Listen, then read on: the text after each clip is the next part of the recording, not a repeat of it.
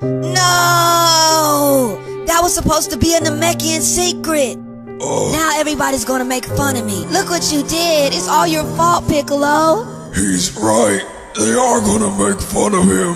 Hey YouTubers, don't forget to subscribe and follow me on these social media platforms. Enjoy the video. So with all joking aside, that intro goes directly to Toei Shueisha, Fuji TV, Akira Toriyama, and also SSJ9K, SSJ Carter, the funniest person in the entire community, and I just felt like it was an appropriate opening. But with that being said, you guys clicked on the title, you clicked on the thumbnail. What do I mean? Why is Dende the worst character in Dragon Ball Z? How did Dende ruin the last arc of Dragon Ball Z, especially the last bit of Dragon Ball Z? I mean, if you wanted to say, okay, Dende was around for the end of the Cell arc, how did this one individual character rob us of a ton of tension and a lot of character development and story that could have been explored throughout the series if he wasn't there? Well, in order to explain that, we're going to have to go to where he was introduced. Obviously, to build the tension when future Trunks came, told everybody about the androids, and we learned not only about the androids, but also Dr. Garo, Android 20, and then also Cell and Android 16. I mean, there was a lot more that he wasn't anticipating that actually ended up happening.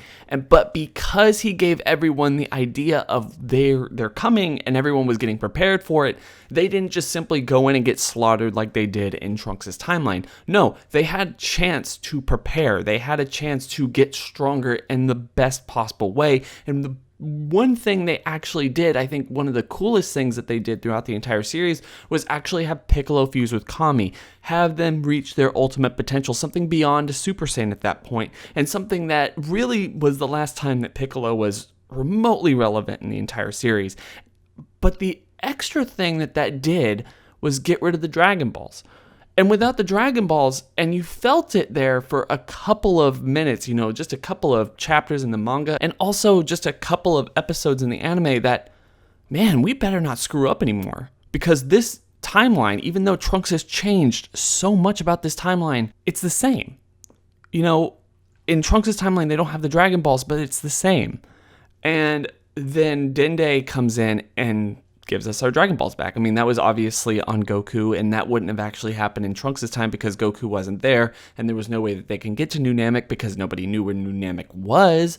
But at the same time, Goku just simply going there, getting Dende, and having the Dragon Balls reinstated lickety-split within, like a day or two before Piccolo actually fused with Kami, and then we had no Dragon Balls for just that short amount of time, to the point where we could go to the Cell games and Trunks could die, and Goku could die, and all these other people can die, but it's okay because the Dragon Balls are still there. And solely from that point, the tension is robbed from the end of that arc, and even into the future of the series. Imagine, if you will, and I understand this, they're not going to do this, the story isn't so dark to actually go this far, but imagine, if you will, Trunks dies by the hands of Perfect Cell after he comes back and Goku kills himself with the self-destructing Cell. Then at that point, Trunks isn't the savior of the future. He's a martyr. There's no way they're going to be able to bring him back.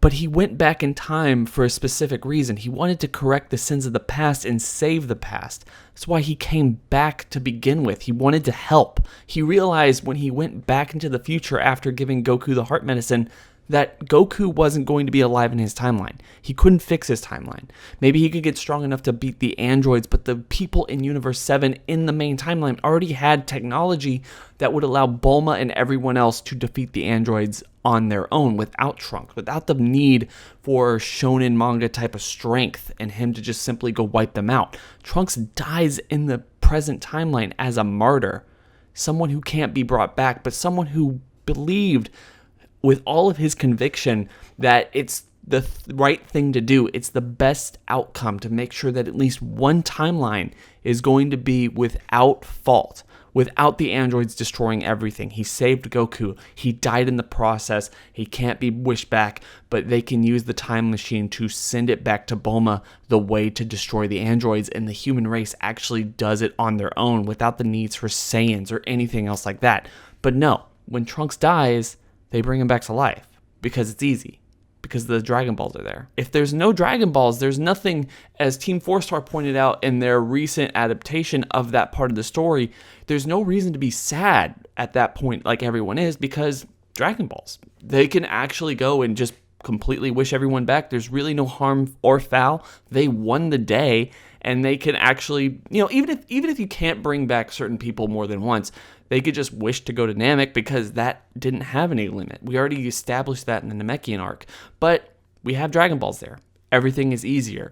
And the same can also be said, despite the fact that Goku comes back to life or not, the same can also be said when you get to the Buu arc. Imagine the tension in the Buu arc if you didn't have the Dragon Balls. Imagine if you couldn't simply go to New Namek, if Goku wasn't simply around, and Buu came and not only killed people like Vegeta, but also everybody on Earth. What happens then? How do we react then? And how do we progress the story at that point? There's actual tension, stakes to this big, formidable foe that Buu actually was. He was actually creating some legitimate stakes and some legitimate fights between one person or another. When people died, they could have stayed dead. And even if Buu was a rush job that really didn't matter to the overall scope of the series, a lot of people don't like him as a character. Him just simply having that power over every other antagonist that we had gotten through the entire series would have made his character that much more of a threat, and thus that entire arc that much more enjoyable for the vast amount of Dragon Ball fans. So yes, I do think that Dende's character ruined the series. It robbed the series of probably the most interesting bit of story detail that they actually ended up putting out there around the Android saga and also the Buu saga. So, guys, what are your thoughts on this? Do you agree with this at all? Do you think Dende just being there doesn't rob the series of a ton of tension that wouldn't have already been robbed? Or do you think that him being there really took away the series' biggest risk at that point? They weren't willing to do that, so they figured out a way around it instead of really going headfirst forward into there's no more Dragon Balls, and we can't simply go get them because we don't know where they are. That would have been interesting. That would have been a story that I like to see. And even though I haven't really thought of it up until this point, I think Dende's whole character kind of ruins the last part of Dragon Ball. There's very little stakes.